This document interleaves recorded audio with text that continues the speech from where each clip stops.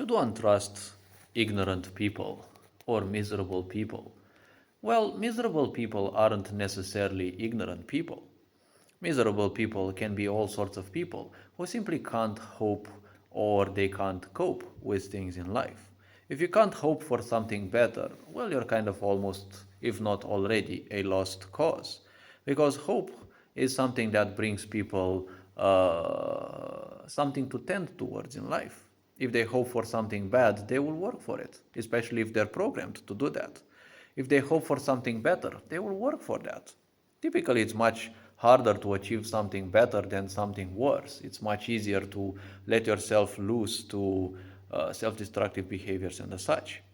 Trusting miserable people is never a good thing in the end because why would you trust someone who can't care about themselves, who doesn't care about themselves, right?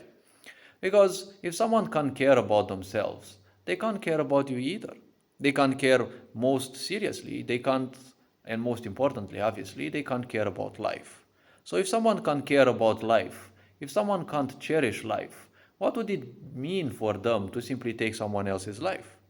They might even enjoy it sooner or later. They might end up doing it for sport, actually, right? So why would I trust such a person? May they be a genius? Well, obviously, not all miserable people are, dum-dums or the such. They're not investing their energy in the best things. Yes, that's why they're still in their misery. Also, karma and the such can bite at them very badly. But everyone has to go through challenges in life. If something doesn't break you, you're not going to break out of that level of unconsciousness. Only true challenges will make you push forward. Miserable people, they can't care much. They simulate happiness very well. But in the end, they're just miserable. They can't enjoy anything because one of the roots of their suffering is the fact that they feel unworthy of anything. So they're not going to feel worthy of happiness. They're not going to experience it anyways. They will probably laugh. If something bad happens to you, if you die, if something of misfortune happens to anyone, they're probably going to laugh. But you're never going to see an ignorant that's happy. I'm going to assure you of that. They might look like it, but deep down inside, if you look at them, they're going to be same repetitive beings. They're going to do the same exact things, believe the same lies, and live the same exact life. And they're going to have a shock sooner or later when they realize that they're not immortal. So, when it comes to other people, well, some wise people can also be miserable, but I would prefer to tend towards someone who is more aware, who's more conscious, who can do something for others rather than someone who doesn't simply care.